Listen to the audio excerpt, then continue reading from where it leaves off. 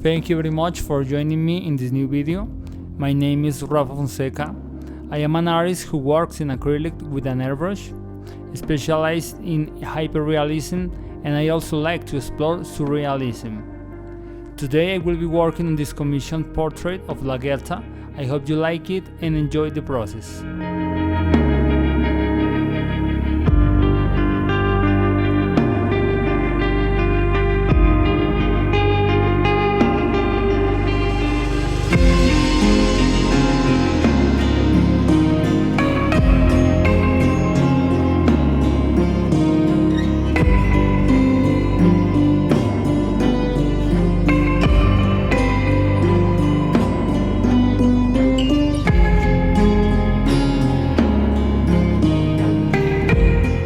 Muchachos, así va la obra, estoy avanzando poco a poco, ya está bastante tarde, creo que por hoy la vamos a dejar ahí.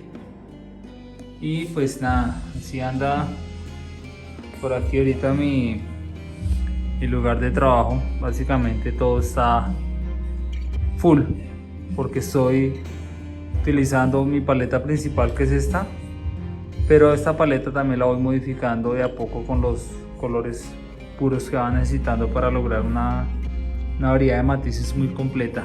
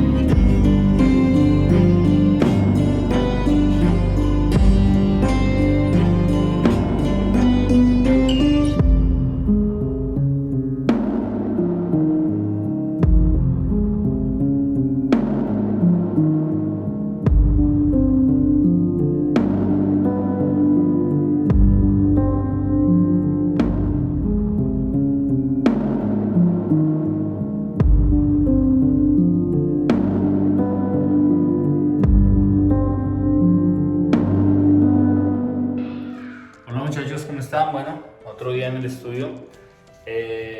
Vamos a continuar con Lagertha. Les vamos a ver el proceso en que la tenemos. Aquí tenemos nuestro retrato de Lagertha. Como pueden ver, tengo todo cerrado porque es que a esta hora entra el sol muy fuerte. Me le pega muy duro tanto a los equipos digitales como a los lienzos y la verdad no me gusta. Prefiero evitar el sol directamente. Vamos a continuar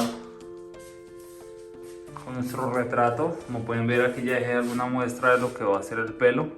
Me gusta hacer como las manchas generales y después ya darle un poco más de detalle para tener ya en mente cómo va a quedar al final.